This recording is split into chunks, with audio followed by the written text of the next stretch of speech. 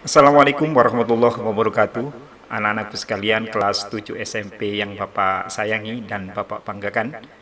Selamat bertemu kembali dengan Bapak di pelajaran PPKN.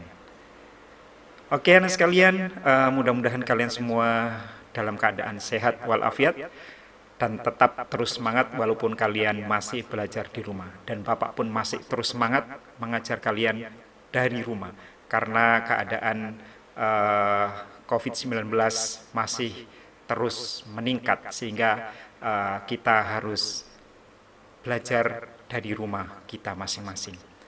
Oke anak sekalian, kita sekarang memasuki bab yang ketiga di kelas 7 ini. Apa materinya? Kita lihat bersama.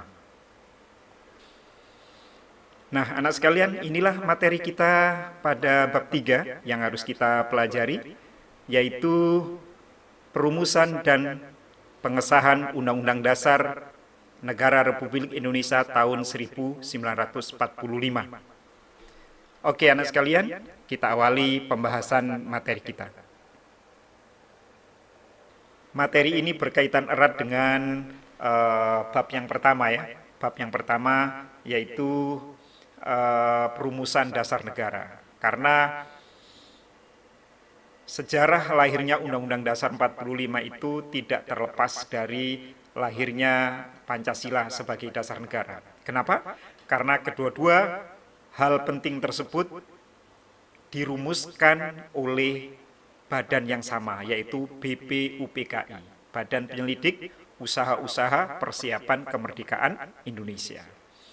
Hanya saja anak sekalian perbedaannya adalah bahwa Pancasila sebagai dasar negara dirumuskan oleh BPUPKI pada sidangnya yang pertama, tanggal 29 Mei sampai 1 Juni 1945. Sedangkan rumusan Undang-Undang Dasar 1945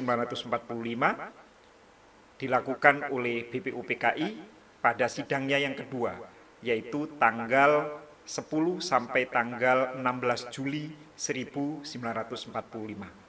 Nah, bagaimana sejarah terbentuknya atau terciptanya Undang-Undang Dasar 1945 oleh BPUPKI yang bahasa Jepangnya adalah Dokuritsu Jumbi Chosakai. Kita pelajari bersama. Oke anak sekalian, tentu yang kita pelajari sekarang adalah khusus di sidang yang kedua BPUPKI.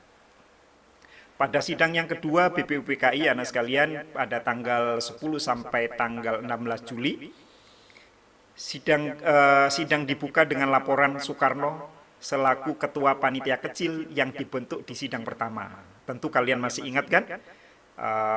Untuk menyempurnakan tugas BPUPKI tentang dasar negara, BPUPKI membentuk panitia kecil yang beranggotakan 9 orang. Atau disebut juga dengan Panitia 9 yang kemudian menghasilkan Piagam Jakarta yang sidang pada tanggal 22 Juni 1945. Soekarno sebagai ketua dan Muhammad Hatta sebagai wakilnya. Nah, pada tanggal 10 ini Soekarno melaporkan hasil dari sidang tanggal 22 itu. Seperti dikutip dari Jalan Menuju Kemerdekaan, Sejarah Perumusan Pancasila 2018, dua hal yang dilaporkan Soekarno. Dua hal yang dilaporkan oleh Soekarno yaitu, satu, hasil inventarisasi usul dan pendapat para anggota BPUPKI. Yang kedua, usaha mencari jalan tengah atas perbedaan pandangan golongan Islam dan golongan nasionalis. Ada 40 orang yang mengajukan usulan. Secara garis besar, ada 32 persoalan yang diajukan. Usulan tersebut dikelompokkan menjadi 9 kelompok. Kelompok usulan yang paling banyak adalah yang meminta kemerdekaan secepatnya. Sehingga 3 usul yang disampaikan Soekarno untuk BPUPKI yakni 1.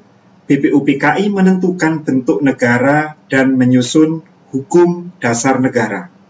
Yang kedua, BPUPKI meminta pemerintah agung di Tokyo secepatnya mengesahkan hukum dasar itu dan meminta agar segera dibentuk Badan Persiapan Kemerdekaan. Dan yang ketiga, persoalan tentara kebangsaan dan soal keuangan.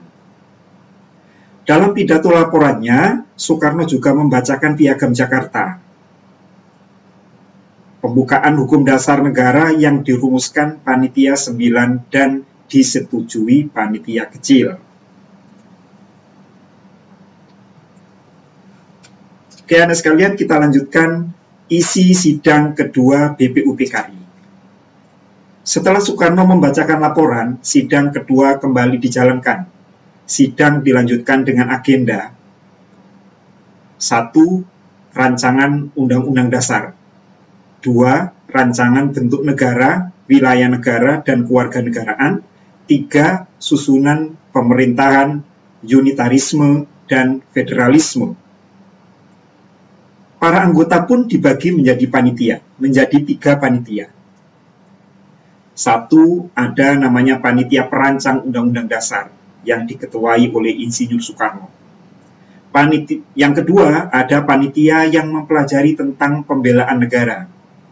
Dan yang ketiga, panitia yang mempelajari tentang keuangan dan perekonomian negara yang diketuai oleh Muhammad Hatta. Panitia Perancang Undang-Undang Dasar diketuai oleh Soekarno. Mereka mulai bersidang pada 10 Juli 1945. 3 hal yang dikerjakan panitia ini. 1. Pernyataan kemerdekaan, berarti proklamasi. Yang kedua, preambel atau pembukaan, yang nantinya menjadi pembukaan Undang-Undang Dasar 45. Dan yang ketiga, Undang-Undang Dasar atau isi dari Undang-Undang Dasar. Ya, ini adalah panitia yang satu yang dipimpin oleh Soekarno ya. Nah, anak sekalian, di dalam sidang kedua ini tidak terlepas dari adanya perbedaan-perbedaan pendapat. Antara lain, perhatikan perbedaan pendapat apa saja yang terjadi pada sidang BPUPKI yang kedua ini. Ketua BPUPKI Rajiman Widyodiningrat kembali meminta para anggota untuk mempertimbangkan rumusan Piagam Jakarta dan Undang-Undang Dasar. Karena di rumusan Piagam Jakarta ada yang masih menjadi kendala, anak sekalian, perlu ada perbaikan-perbaikan. Jadi Ketua BPUPKI meminta agar para anggota untuk membahasnya kembali. Anggota bernama Parada Harahap menyatakan setuju dengan rumusan, namun mengusulkan agar piagam tersebut memuat rasa terima kasih kepada Jepang. Ini pendapat dari anggota yang bernama Parada Harahap. Lalu kemudian Sumitro Kolopaking juga setuju dengan usulan itu. Selain itu, Sumitro juga meminta agar undang-undang memuat pasal soal amandemen. Amandemen itu adalah perubahan ya, agar undang-undang dasar bisa diubah sesuai kebutuhan zaman. Nah, itu ada di pasal 37 nantinya ya, yaitu tentang perubahan terhadap undang-undang dasar. Kemudian Lim Kuan Hian mempertanyakan status keturunan Tionghoa, keturunan Cina ya, yang pada masa penjajahan Belanda disebut dengan Timur Asing. Ia bertanya apakah nanti keturunan Tionghoa akan mendapat kewarganegaraan seperti pribumi. Pada tanggal 11 Juli 1945, sidang dilanjutkan dengan penuh perdebatan soal Piagam Jakarta. Johannes Latuharhari keberatan dengan frase ketuhanan dengan kewajiban menjalankan syariat Islam bagi pemeluk-pemeluknya. Ini ada di Piagam Jakarta, khususnya ada di sila ke-1, anak sekalian ya. Kan sila ke-1 di Piagam Jakarta berbunyi ketuhanan dengan kewajiban menjalankan syariat Islam bagi pemeluk-pemeluknya. Latuharhari mengingatkan penggunaan kalimat ini akan berakibat besar terhadap agama lain. Kalimat itu bisa mengancam penganut adat istiadat. Pandangan Latuharhari diiyakan, diamini atau disetujui oleh Wongsonegoro dan Jayadiningrat. Kedua tokoh itu khawatir penekanan pada syariat Islam bisa menimbulkan fanatisme. Menanggapi ini, Agus Salim memastikan masalah ini bisa diselesaikan dengan baik dan penganut agama lain tak perlu khawatir. Kemudian Kiai Haji Wahid Hashim juga memastikan pemaksaan syariat kepada penganut Islam tak akan terjadi karena ada prinsip permusyawaratan. Selain itu, menurut dia kalimat yang dianggap tegas itu sebenarnya kurang tegas. Menanggapi pertentangan ini, Soekarno selaku ketua panitia menjelaskan, Piagam Jakarta sudah berdasarkan kompromi golongan Islam dan nasionalis yang dicapai dengan susah payah. Sehingga jika tak ada hal substantif, hal pokok, substantif itu namanya hal pokok ya, hal yang paling prinsip, maka Piagam Jakarta tidak akan diubah. Kendati demikian, perdebatan masih terus berlangsung, bahkan ketika merumuskan pasal-pasal dalam Undang-Undang Dasar. Akhirnya, pada tanggal 16 Juli 45, BPUPKI menyetujui Undang-Undang Dasar Negara. Rancangannya memuat 3 hal. Yang pertama, pernyataan Indonesia Merdeka. Yang kedua, pembukaan yang memuat Pancasila secara lengkap. Yang ketiga, batang tubuh Undang-Undang Dasar Negara yang tersusun atas pasal-pasal. Dengan disepakatinya rancangan Undang-Undang Dasar tersebut, maka tugas BPUPKI telah selesai. Sidang kedua ditutup pada tanggal 17 Juli 1945.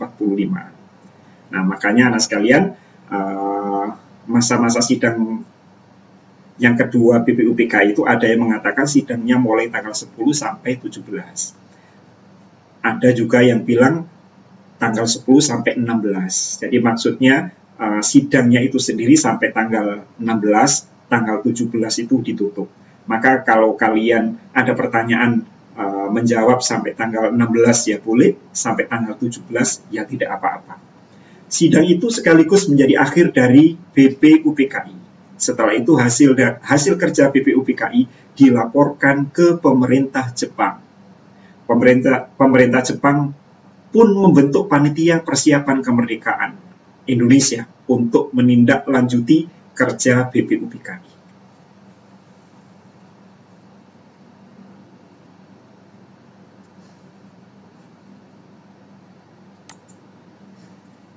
Nah, anak sekalian, mungkin ada pertanyaan. Mengapa harus dilaporkan ke pemerintah Jepang? Ada yang tahu jawabannya?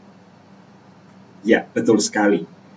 Anak sekalian, ingat, BPUPKI itu adalah badan yang dibentuk oleh Jepang. Ya, sebagai wujud janji Jepang yang akan memerdekakan Indonesia kalau Indonesia mau membantu Jepang melawan sekutu. Anak sekalian, itulah tadi pertemuan kita pada kali ini. Materi yang kita bahas adalah sejarah lahirnya rancangan Undang-Undang Dasar 1945. Mudah-mudahan kalian bisa memahaminya dengan baik. Jika kalian semua belum paham, kalian bisa mengulang-ulang lagi video ini dan didengarkan dengan baik. Atau kalian juga bisa membuka video ini di Google Classroom atau di YouTube PPKN Studio.